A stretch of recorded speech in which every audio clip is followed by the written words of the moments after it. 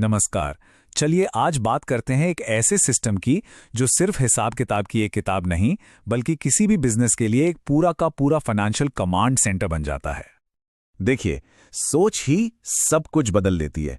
ये सिर्फ लेन then record करने के बारे में नहीं है। नहीं, ये एक ऐसा कमांड सेंटर बनाने के बारे में है जहां मैनुअल डेटा एंट्री की जगह ऑटोमेशन ले लेता है। और इससे होता क्या है, फाइनेंशियल मैनेजमेंट एक मुश्किल काम से एक स्ट्रैटेजिक टूल बन जाता है। तो असल में हो क्या रहा है, हम फाइनेंशियल उलझनों को, मतलब जो सारा केओस है, उसे ऑटोमेशन से बिल्कुल साफ सुलझावा बना रहे हैं। तो आइए देखते हैं कि ये होता कैसे है, वो भी बहुत आसानी और कुशलता के साथ। तो सबसे पहले क्या आता है? जाहिर है, नींव रखना। और सबसे कमाल की बात यह है कि ये काम हफ्तों में नहीं बल्कि कुछ ही मिनटों में हो जाता है। देखिए, एक मजबूत फाइनेंशियल बेस बनाने के लिए बस 3 आसान स्टेप्स हैं। पहला, आप अपना चार्ट ऑफ अकाउंट सेट करते हैं। इससे आप बिजनेस के हर छोटे बड़े खर्चे पर नजर रख सकते हैं। दूसरा, आपके जो भी पुराने ओपनिंग बैलेंस हैं, चाहे एक्सेल में हो या किसी और ईआरपी में, उन्हें आप एक साथ इंपोर्ट कर सकते हैं। कुछ भी पीछे नहीं छूटता। और तीसरा, सबसे जरूरी, अपने बैंक अकाउंट्स को इससे जोड़ दीजिए। बस सारे ट्रांजैक्शंस अपने आप सिंक होते रहेंगे और आपका कितना ही कीमती वक्त बचेगा। और हाँ, ये सिस्टम सिर्फ लोकल बिजनेस के लिए नहीं है। इसे बनाया ही गया है ग्लोबल बिजनेस की जरूरतों को ध्यान में रखकर। आप दुनिया भर के हजारों बैंकों से सेफ्टी के साथ जुड़ सकते हैं, किसी भी करेंसी में अकाउंट बना सकते हैं, और तो और एक्सचेंज रेट्स का सिरदर्द भी सिस्टम खुद ही संभाल लेता है। मतलब करेंसी के उतार चढ़ाव से होने वाले फायदे नुकसान का भी पूरा हिसाब रहता है। ठीक है, तो नींव तो जम गई। अब बात करते हैं रोजमर्रा के कामों की।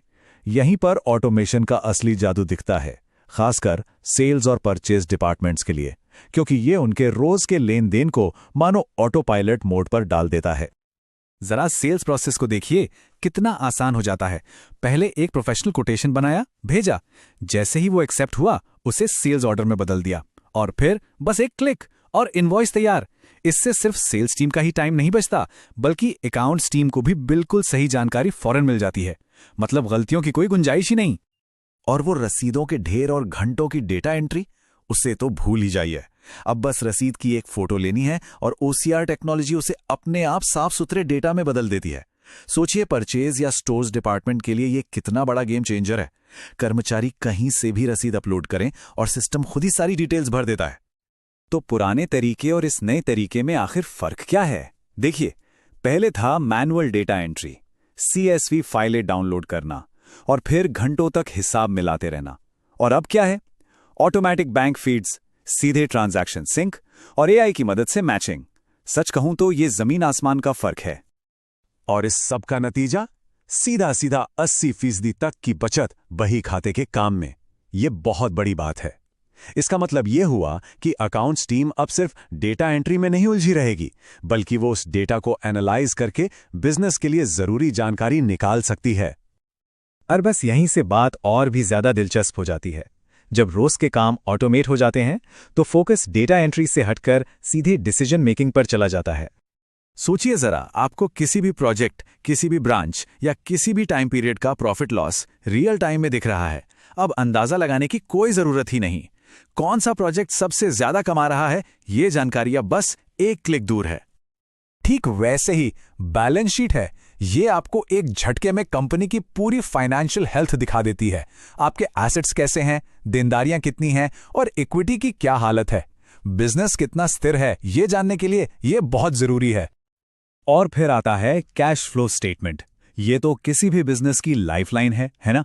ये आपको बताता है कि पैसा असल में आ कहां से रहा है और जा कहां रहा है। इससे आप कैश की कमी जैसी बड़ी मुसीबतों से पहले ही बच सकते हैं। एक और बहुत जरूरी चीज, टैक्स का झंझट। इस सिस्टम में टैक्स कंप्लायंस को बाद में जोड़ा नहीं गया है, बल्कि ये इसका हिस्सा है। चाहे GST हो, वैट हो या सेल्स टैक्स, सिस्टम हर ट्रांजैक्शन पर नजर रखता है, जिससे टैक्स फाइलिंग बहुत आसान हो जाती है। चलिए अब उस काम की बात करते हैं जिससे अकाउंट्स टीम को सबसे ज्यादा डर लगता है, साल के आखिर में बुक्स क्लोज करना। पर इस सिस्टम के साथ ये साल के अंत का पैनिक नहीं, बल्कि एक सिंपल स्ट्रक्चर्ड चेकलिस्ट बन जाता है। तो सवाल यह है कि आप हमेशा ऑडिट के लिए तैयार कैसे रहते हैं। पहला, ट्रांजैक्शन लॉकिंग, मतलब एक बार अकाउंटिंग पीरियड बंद हो गया तो उसमें कोई गलती से भी बदलाव नहीं कर सकता। दूसरा, एक डिटेल्ड ऑडिट ट्रेल, सिस्टम में होने वाला हर एक छोटा बड़ा बदलाव रिकॉर्ड होता है, किसने किया, क्या किया और कब किया। और तीसरा, आप अपने ऑडिटर को सीधे सिस्टम का एक्सेस दे सकते हैं ताकि वो खुद सब कुछ आराम से चेक कर सकें। कितना आसान है। और ये समझना भी जरूरी है कि ये कोई अकेला दुखेला सॉफ्टवेयर नहीं है, ये एक पूरे इकोसिस्टम का हिस्सा है जहां फाइनेंस, सीआरएम, इन्वेंट्री और एचआर सब एक दूसरे से जुड़े हुए हैं। मतलब जैसे ही सेल्स टीम कोई डील फाइनल करती है, उसकी जानकारी तुरंत फाइनेंस टीम को मिल जाती है, उधर इन्वेंट्री अपने आप अपडेट हो जाती है और एचआर के लिए कमीशन की कैलकुलेशन भी तैयार हो जाती है। सब कुछ एकदम स्मूथ।